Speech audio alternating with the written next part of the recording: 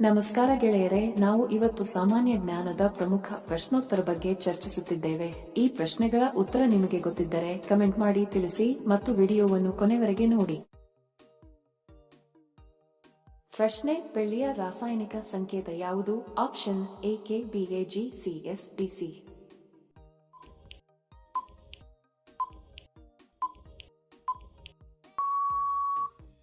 ಸರಿ ಉತ್ತರ option Bag.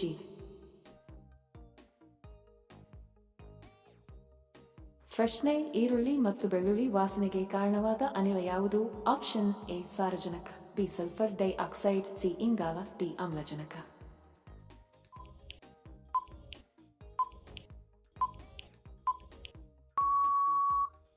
ಸರಿ ಉತ್ತರ ಆಪ್ಷನ್ ಬಿ ಸಲ್ಫರ್ ಡೈಆಕ್ಸೈಡ್.